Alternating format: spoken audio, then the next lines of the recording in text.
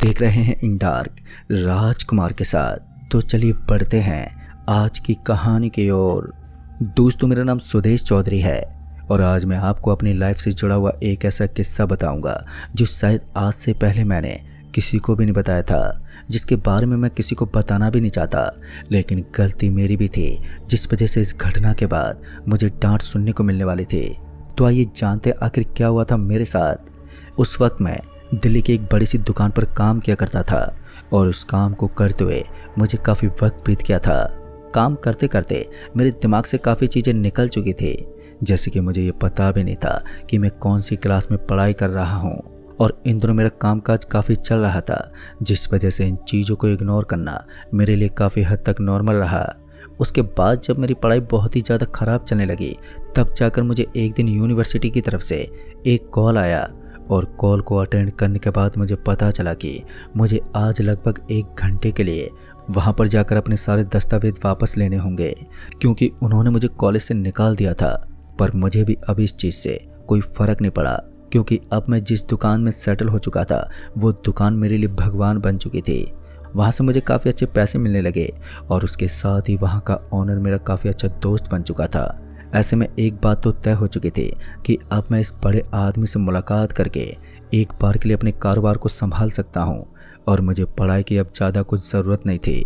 वैसे मैं पढ़ाई के मामले में थोड़ा कमज़ोर था, इसलिए मैंने पढ़ाई को छोड़ना ही बेहतर समझा।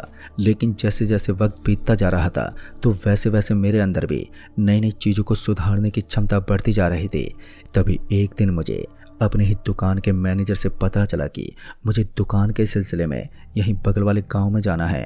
दरअसल कुछ पेमेंट अटका हुआ था और उस पेमेंट को लाने के लिए मुझे 3 बार पहले भी वहां भेज चुके थे, लेकिन जितनी बार भी मैं वहां पर जाता तो मुझे हर बार ही वहां पर एक चिट्ठी पड़ी हुई मिलती थी, जिसके ऊपर लिखा हुआ होता था कि घर के अंदर जाने का मतलब है मौत से खेलना। और इस चीज़ को देखकर मैं इतनी बुरी तरह से डर जाता था कि मैं चाहकर भी कभी उस दरवाजे को नहीं खोल पाता था। लेकिन ये रोज़ रोज़ का काम हो गया था। लगातार 3 बार जाने के बाद मुझे असफलता हाथ लगी, तो इस बार मेरे दिमाग गुस्से से भर गया और मुझे अब समझ में आ गया था कि ये लोगों की चाल है। इसलिए मैंने सोचा कि आज मैं उस दरवाजे को ना तोड़ दूँ तो मेरा नाम भी सुरेश चौधरी नहीं है। और उसके बाद में यही सोचकर मैंने अपने मैनेजर से कहा, आप चिंता मत करो, या तो मैं आज सारा का सारा सच आपके सामने लाकर रख दूंगा या फिर उस आदमी को आपके कदमों पर बैठा दूंगा। हमारी दुकान का हमारे शहर में काफ़ी बोलबाला था और हमारे मैनेजर वहाँ के बड़े बड़े अधिकारियों से भी अच्छी खासी बात किया करते थे। इसी वजह से आजकल मेरा रुतबा भी अच्छा खासा था। इसके कारण ऐसे काफ़ी लोग थे जो मुझसे खौफ खाते थे। लेकिन फिर से बात वहीं पर आकर अटक गई कि आखिर उस आदमी को मेरे नाम से बिल्कुल भी डर क्यों नहीं लगता था और वो बार बार अपने घर के बाहर वाले बरामदे में एक चिट्ठी क्यों फेंक देता था। और उस चिट्ठी को फेंकते ही मुझे ऐसा लगता था जैसे कि कोई मकान के अंदर तो है, लेकिन बाहर से दिया हुआ ताला ये साबित करता था कि कोई भी मकान के अंदर नहीं है।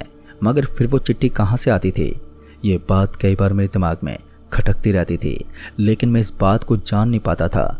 लेकिन आज वो वक्त भी आ गया था जब मुझे इस बात को अच्छी खासी तरह से जानना था और इसके साथ ही मुझे उन महत्वपूर्ण चीज़ों के बारे में भी ज्ञात करना था कि आखिर ऐसा कौन सा इंसान पैदा हो गया जिसको मेरे नाम से बिल्कुल भी घबराहट नहीं होती और बिल्कुल भी डर नहीं लगता।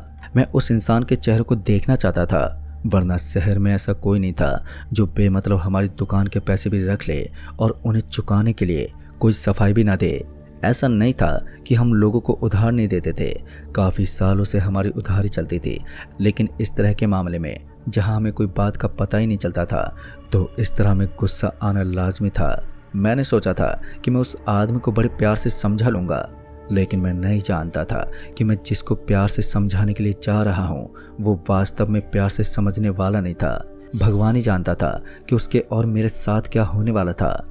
उसके बाद मैं अपनी गाड़ी लेकर 2 जनों के साथ गांव की तरफ निकल पड़ा और उस गांव का नाम हरिपुर था। वो गांव काफ़ी खामोश था। उस गांव के अंदर इतने ज़्यादा लोग नहीं रहते थे और जो लोग रहते थे वो पुरानी सोच के लोग थे, जिनके घरों में आज भी काफ़ी पुरानी चीज़ें पाई जाती थी और उनके घर कच्ची ईंटों से बने हुए थे। दिखने में वो घर कुछ खास नहीं लगते थे, ऐसा लगता था जैसे मैं पुराने ज़माने में चला गया हूँ। लेकिन उसके बाद जैसे ही मैं उस गांव के अंदर दाखिल हुआ तो इस बार मैंने देखा कि गांव की हालत कुछ उसी तरह से नज़र आ रही थी जैसे कि पहली बार मैं आया था। उसके बाद मैं अपने लोगों को लेकर अपनी गाड़ी को उस मकान के सामने ले गया जहां पर ताला लटका हुआ था। एक बार फिर से उस ताले को लटकता हुआ देखकर मैंने स्टीयरिंग पर अपने हाथ को जोर से मारा, क्योंकि इस वक्त मुझे इस चीज़ का काफ़ी ज़्यादा गुस्सा आ रहा था कि वो आदमी अभी भी मेरे पैसे लौटाने के लिए मौजूद ही नहीं है। उसकी ये हरकतें मुझे काफ़ी ज़्यादा परेशान कर रही थी और मुझे उसके ऊपर बहुत ही ज़्यादा गुस्सा आ रहा था, लेकिन मैं कर भी क्या सकता था। पर आज मैंने ठान लिया था जब तक रात के 12 नहीं बज जाते तब तक मैं इस जगह को छोड़कर कहीं भी नहीं जाने वाला, क्योंकि मुझे ऐसा लग रहा था कि शायद कहीं ना कहीं इस घर का मालिक रात होने के बाद तो घर में आता ही होगा। मेरे साथ जो 3-4 जने आए थे अब उनके पास घर जाने का टाइम भी हो गया था, इसलिए मैंने उन्हें वहाँ से उन्हें घर भेज दिया और मैं खुद ही अकेला वहाँ पर रुका हुआ था। गाँव के अंदर काफ़ी सन्नाटा पसर गया था और शाम के 6:30 बजने को आए थे। इस वक्त मैं उस घर के अंदर घुसना चाहता था, लेकिन घर के अंदर जाने का कोई रास्ता भी नहीं था। तो मुझे थोड़ा गुस्सा आने लगा, इसलिए मैंने उस दरवाजे को पीटना शुरू कर दिया। और जैसे मैंने उस दरवाजे को हाथ लगाया तो मुझे ऐसा लगा कि उस दरवाजे के सामने से कोई हाथ लगाकर खड़ा था, क्योंकि जब मैंने उसे एक जोर का मुक्का मारा था तो उसके अंदर से हल्की सी आवाज़ भी नहीं आई थी, यानी कि कोई तो था जिसने उसे पकड़ कर रखा था। एक पल के लिए तो मुझे ऐसा एहसास हुआ कि शायद मुझे कोई गलतफहमी हुई है, ऐसा कैसे मुमकिन हो सकता है। उसके बाद मैं एक बार के लिए नीचे बैठ गया और नीचे बैठकर अंदर के माहौल को देखने की कोशिश करने लगा, लेकिन फिर से मुझे अंदर की तरफ कोई भी नज़र नहीं आ रहा था। और वैसे भी एक बंद कमरे के अंदर कौन हो सकता था। तभी मुझे वहाँ से एक बुढ़ा आदमी गुजरता हुआ दिखा और ये पहली बार था जब मैंने देखा था कि उस घर के सामने से कोई आदमी गुजरा हो। फिर मैंने उस आदमी को रोकते बोला, अरे बाबा रुकना ज़रा। और इतना कहने के बाद मैं उस आदमी के बगल में जाकर खड़ा हो गया। तो मैंने उस आदमी से कहा, बाबा इस मकान के अंदर कोई रहता नहीं है क्या? ये घर तो पहले काफ़ी जाना माना घर था। जैसे मैंने इतना कहा तो उस आदमी ने अपना मुंह मोड़ते हुए कहा, मुझे नहीं पता, तुम जाकर खुद देख लो और मेरे सामने इस घर की बात मत करना। उस आदमी की बात सुनकर मुझे उस पर काफ़ी गुस्सा आ गया, लेकिन मैं कर भी क्या सकता था। फिर उसके बाद मैं वापस से आकर उस मकान के सामने खड़ा हो गया और अब मेरा भी दिमाग धीरे धीरे सटकने लगा था। और अब जाकर मैंने सोच लिया था कि इस मकान के दरवाजे को तोड़ने का टाइम आ गया है।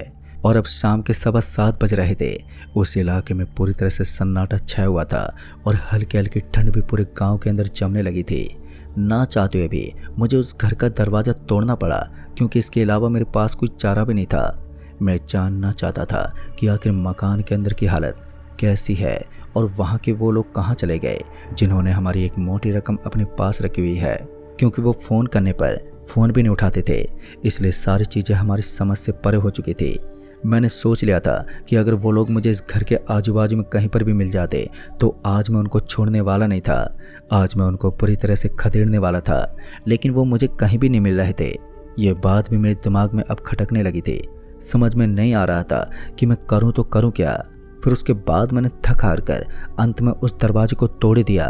और जैसे ही पहली बार मैंने उस दरवाजे को तोड़ा तो उसके टूटने की आवाज़ से वहाँ का सारा सन्नाटा एकदम से टूट गया।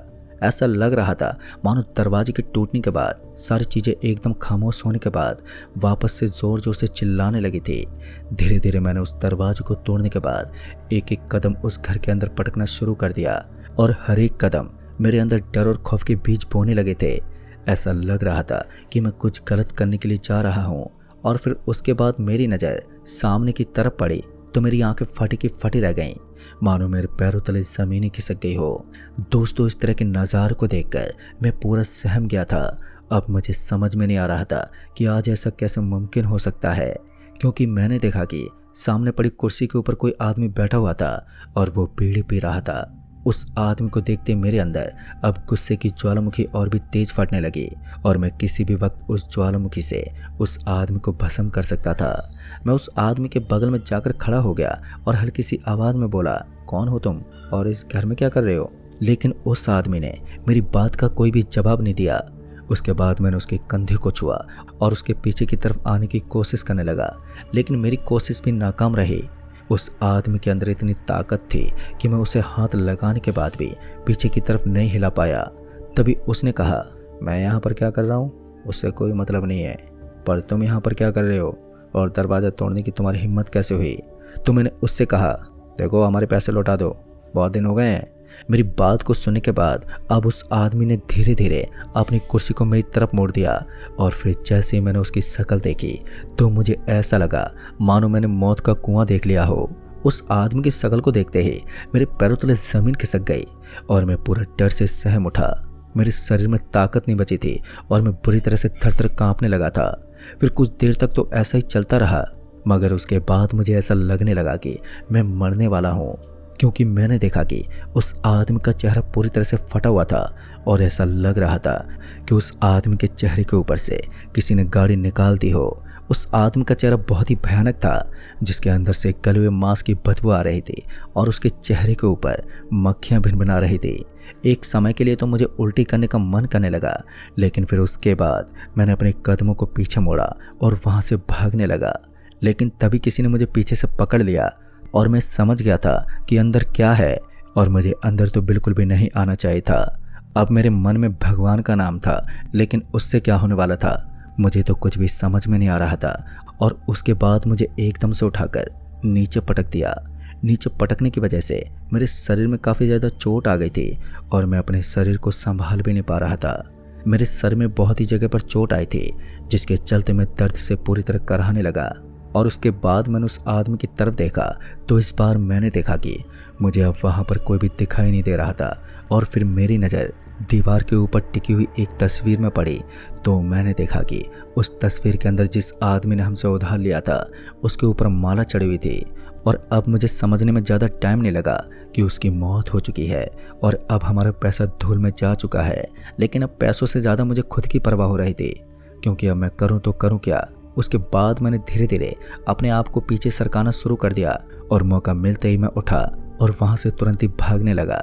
इस बार मैं रुकने के मूड में नहीं था और दुम दबाकर रास्ते पर पहुंच गया। और फिर मैं अपनी गाड़ी में सवार हुआ और गाड़ी को स्टार्ट करके वहां से सीधा दुकान पर पहुंचा। जैसे मैं दुकान पर पहुंचा तो मेरी हालत को देखकर लोगों को पता चल गया था कि मैं किसी से बुरी तरह पिट कर आया हूँ। आज से पहले ऐसा कभी नहीं हुआ था कि मुझे इस तरह की चोट आई हो। मैनेजर ने जब मुझे ऐसी हालत में देखा तो उसने मुझे बड़े ही गुस्से से कहा, बताओ तुम्हारी ये हालत किसने की, आखिर कौन है वो जिसने काम किया है। मैंने उसके बाद सुबह से लेकर शाम तक की पूरी घटना बता दी और मेरी बात को सुनकर उनके सिर माथे पर पसीना चमक आया।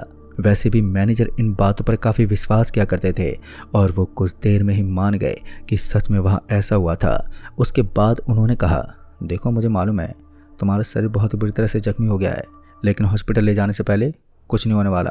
तुम अभी मेरे साथ चलो, मैं तुम्हें एक अघोरी बाबा के पास ले चलता हूँ। उसके बाद मैं और मैनेजर साहब हम दोनों अघोरी बाबा के पास पहुँच गए और अघोरी बाबा ने कुछ पूजा वगैरह किया और उसके बाद मुझे बताया कि वो एक बहुत ही भयानक पिशाच था, लेकिन तुम सही समय पर वहाँ से भाग कर आ गए।